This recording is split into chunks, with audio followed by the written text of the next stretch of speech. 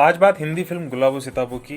गुलाबो सिताबो की कहानी शुरू होती है मिर्ज़ा नाम के किरदार से। मिर्ज़ा 78 साल के एक बुजुर्ग हैं जो लखनऊ में रहते हैं। वहाँ पे फातिमा महल नाम की एक हवेली है। असल में वो उनकी बेगम के नाम है, फत्तो बी के नाम है, लेकिन उस हवेली की देखभाल का सारा काम मिर्ज़ा करते आए हैं बहुत साल से। हवेली पुरानी है, टूटी फूटी सी है, ईंटें भुरभुरा रही है, रेलिंग टूटी हुई है, ईंटें लात मार दो तो गिर जाए, इस प्रकार की हो रखी हैं। और इसी हवेली में 3 से 4 परिवार है, वो काफ़ी साल से किराए पर रहते आए हैं। बहुत ही कम किराए पर वो यहाँ रहते हैं। इनमें सबसे कम किराया देने वाला जो किराएदार है वो बांके है। बांके अपनी 3 बहनों और माँ के साथ यहाँ पे रहता है। आटा चक्की का काम करके आटा चक्की चला के अपना घर चलाता है। और वो चूंकि सिर्फ 30 रुपये महीना किराया देता है और 3 महीने से किराया दिया भी नहीं है, इस बात से मिर्ज़ा बहुत परेशान है। चूंकि मिर्ज़ा थोड़ा लालची इंसान है और पैसे की किल्लत शुरू से रही है, तो कंजूस भी हैं। तो वो बांके से बार बार भिड़ते हैं कि तुम या तो किराया बढ़ा दो या अपना घर खाली करके कहीं और चले जाओ। बांके पलट के कहता है कि जितना दे रहे हैं उतना ही ले लो, वरना ये भी नहीं देंगे और मकान भी खाली नहीं करेंगे।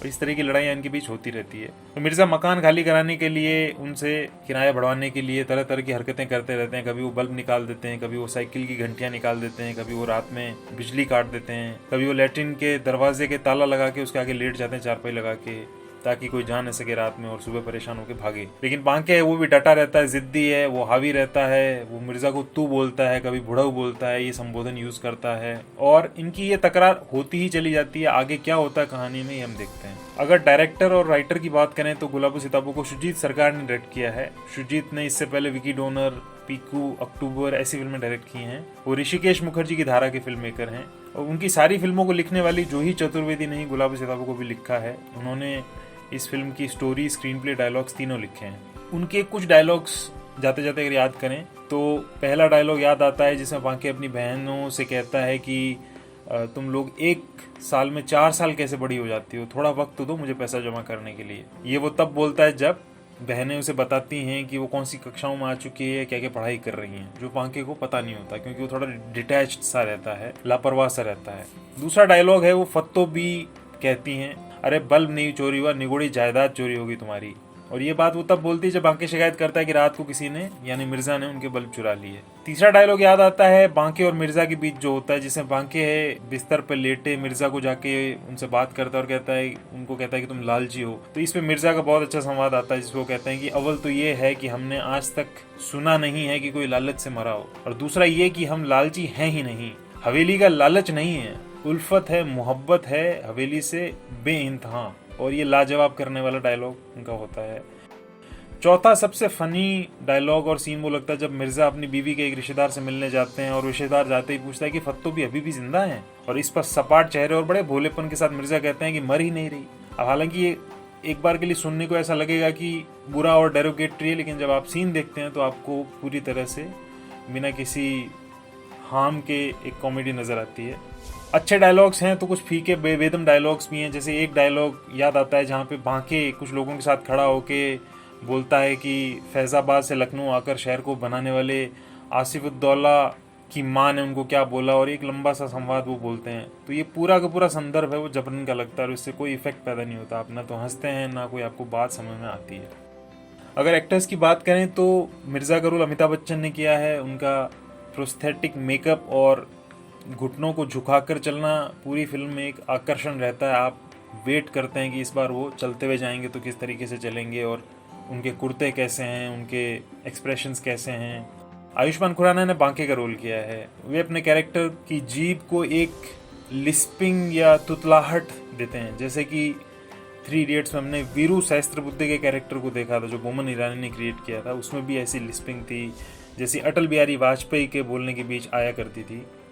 लेकिन आयुष्मान की ये जो लिस्प है ये बहुत ढंग से विकसित होती हुई लगी नहीं है इसमें, और उनका जो लखनवी लहजा है ये भी अपनी कोई डिस्टिंक्टनेस नहीं रख पाता है। फिल्म में विजय राज ने पुरातत्व विभाग के आदमी शुक्ला का रोल किया है। उनका एक लंबा रोल है। दूसरा ऐसा ही रोल होता है ब्रजेंद्र काला का, वो वकील का रोल करते हैं। उस वकील का नाम होता है क्रिस्टोफर क्लार्क और वो मकान खाली कराने का काम करता है। इनके अलावा मूवी में 4 ऐसे फीमेल कैरेक्टर्स हैं, उनको करने वाली एक्ट्रेस है वो याद रहती हैं। इनमें सबसे पहला कैरेक्टर याद आता है फत्तो बी का, और उसको किया है फारूक जफर नाम की एक्ट्रेस ने। उनको हमने स्वदेश में भी देखा है और पीपी लाइव में भी देखा है। दूसरा ऐसा कैरेक्टर होता है बांके की माँ का। इसमें जिन एक्ट्रेस ने काम किया है वो भी याद रहती हैं। तीसरा कैरेक्टर है बांके की बहन गुड्डो का, जो ये रोल किया षष्ठी श्रीवास्तव ने। आगे षष्ठी कई और रोल्स में पहचानी जानी जाएंगी, देखी जाएंगी। चौथा किरदार है फातिमा महल हवेली में रहने वाली एक महिला का, जो उसकी खासियत है कि वो बहुत झुक के चलती है और वो जब बात करती है तो समझ में नहीं आता वो क्या बात कर रही है। ऐसे किरदार हमने अपने गाँव में बहुत देखे, लेकिन फिल्मों में रिप्रेजेंटेशन उनको नहीं मिलता है। अगर आपको याद हो तो पाथेर पांचाली में एक ऐसा कैरेक्टर था, एक बहुत बुजुर्ग महिला थी और वो उनको बड़ा लोभ था खाना खाने का और चीज़ें लेने का, और उस कैरेक्टर का नाम शायद इंदिर ठाकुरन था। और जब उस रोल को देखा था तो ऐसा लगा था कि ये ज़रूर कोई नॉन एक्टर है जिसको पकड़ के ये फिल्म करवाई गई है, लेकिन असल में इतना कंपेलिंग तरीके से उस रोल को किया वो एक एक्ट्रेस ही थी। उनका नाम चुन्नी बाला देवी था और आपको खोज के उनके सीन्स ज़रूर देखने चाहिए। गुलाबो सिताबो को लेकर कुछ ऑब्जर्वेशंस हैं, उन पे बात करने से पहले टेक्निकल डिपार्टमेंट्स के लोगों के बारे में बहुत ब्रीफली जान लेते हैं। इस फिल्म की सिनेमाटोग्राफी अवीक मुखोपाध्याय ने की है। वो मेनली बंगाली फिल्में करते हैं, कुछ हिंदी फिल्में भी उन्होंने की है, जैसे पिंक, अक्टूबर, बदला, चोखेर बाली, अंतहीन, राज काहिनी, इन सब की सिनेमाटोग्राफी उन्होंने की है। मूवी की एडिटिंग चंद्रशेखर प्रजापति की है। वे 2005 में शुजीत की फिल्म आई थी यहाँ, तब से लेके गुलाबो सिताबो तक उनकी फिल्मों के एडिटर रहे हैं। शुजीत के अलावा उन्होंने जैसे दूसरे डायरेक्टर्स के साथ भी काम किया, जैसे बरेली की बर्फी की है और नील बटे सन्नाटा की एडिटिंग की है। फिल्म में प्रोस्थेटिक्स पिया कॉर्नेलियस का है। पिया स्वीडन की रहने वाली हैं। गुलाबो सिताबो में मिर्ज़ा के कैरेक्टर के लिए प्रोस्थेटिक्स का काम उन्होंने किया है। अमिताभ बच्चन के किरदार की जो नाक सबसे ज़्यादा ध्यान बटोरती हैं वो उन्हीं का किया हुआ है। दाढ़ी जो आप लंबी सी देखते हैं। पिया शुजीत की अक्टूबर और शू बाइट भी इससे पहले कर चुकी है। शू बाइट में अमिताभ बच्चन का प्रोस्थेटिक्स का भी ऐसा ही आकर्षक एक लुक था। ये और बात है कि वो फिल्म बहुत बरसों से अटकी हुई है। गुलाबो सिताबो का production design, art direction, costume और मेकअप इसकी सबसे आकर्षक चीज़ों में से एक है। फिल्म को लेके ओवरऑल फीलिंग और ऑब्जर्वेशंस कुछ एक हैं, जिनमें सबसे पहला ये है कि गुलाबो सिताबो खुलती है तो इन्हीं नामों वाली दो कठपुतलियों के खेल से, जिसमें कठपुतली वाला कहता है कि ये दोनों बहुत लड़ती हैं, बहुत लड़ती है, बहुत लड़ती हैं।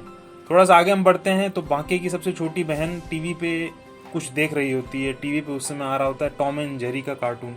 इन शुरुआती दो संकेतों से फिल्म ये स्पष्ट कर देती है कि वो ऐसे ही लड़ाई करने वाले दो कैरेक्टर्स की कहानी सुनाने वाली, मिर्ज़ा और बांके। कुछ जैसे स्टूज ब्रदर्स है या लॉरेल एंड हार्डी है उनकी लाइन पे, या फिर चूहे और बिल्ली का जैसा खेल हमने दुल्हे राजा फिल्म में सिंघानिया और राजा के बीच देखा था, जो कादर खान और गोविंदा ने जो रोल किए थे, या फिर हमने हाफ टिकट में किशोर कुमार और प्राण के कैरेक्टर्स के बीच की ऐसी चूहे बिल्ली वाली भागम भाग देखी थी। लेकिन गुलाबो सिताबो की कहानी हमको जिस फिजिकल कॉमेडी या ठहाकों या गुदगुदी के राउंड हमें इनवाइट करती है, उसमें लंबे समय तक मिर्ज़ा या बांके की किसी बात से हंसी नहीं आती है। कम से कम मेरे लिए इसने ऐसे वर्क नहीं किया। दूसरी बात यह है कि फिल्म वादा करके अगर हंसा नहीं पाती है तो कोई बुरी बात नहीं है, क्योंकि किसी एक फिल्म से सिर्फ एंटरटेनमेंट चाहना एक बहुत बड़ा अधूरापन होता है। उसको देखने का वही एक तरीका नहीं होता है। उस कहानी को सुनने और देखने का अनुभव चाहे कितना भी इम्परफेक्ट क्यों न हो या एंटरटेनमेंट से लेस क्यों न हो, अगर वो नया है तो भी बहुत है।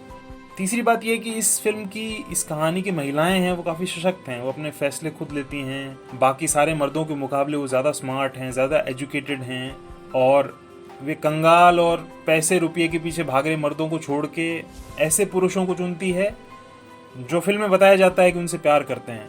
लेकिन संयोग से उन पुरुषों की सबसे बड़ी क्वालिटी फिल्म ये दिखा पाती है कि वो सारे के सारे पैसे वाले हैं, उनके सबके पास गाड़ियाँ हैं, बड़े संपर्क हैं और उनके पास भौतिक दुनिया के सारे ऐश आराम हैं। चौथी बात यह है कि फिल्म दो लोगों की लड़ाई दिखा के हंसाने को आगे बढ़ती है, लेकिन आगे जाके वो कहीं और मुड़ जाती है। वो प्यार की बात करती है। वो ये बोलती है कि पुरुष है वो ज़मीन को, मकान को प्यार करते हैं और अपनी औरत को नहीं, अपनी महिला साथी को नहीं। लेकिन ऐसे अवगुण वाले पुरुषों यानी बांके और मिर्ज़ा का जो निर्माण कहानी ने किया और जहाँ किया, वो किस उद्देश्य से किया गया था ये देखने वाली बात है। उद्देश्य ये था कि टॉम एंड जेरी वाली धूम धड़ाक है वो पैदा करना, लेकिन उनके उन्हीं अनिवार्य अवगुणों का इस्तेमाल बाद में एक खास मैसेजिंग या क्लाइमैक्स के फैसलों को सही ठहराने के लिए किया गया। मिर्ज़ा और बांके की नोक झोंक से उठा के पूरी कहानी का सिरा जो है वो मिर्ज़ा के लालच के ऊपर खड़ा कर देना एक किस्म का छल भी कहा जा सकता है। और अगर स्क्रिप्ट कुछ और कहना चाह रही थी तो वो मेरे लिए थोड़ा स्पष्ट नहीं हो पाया।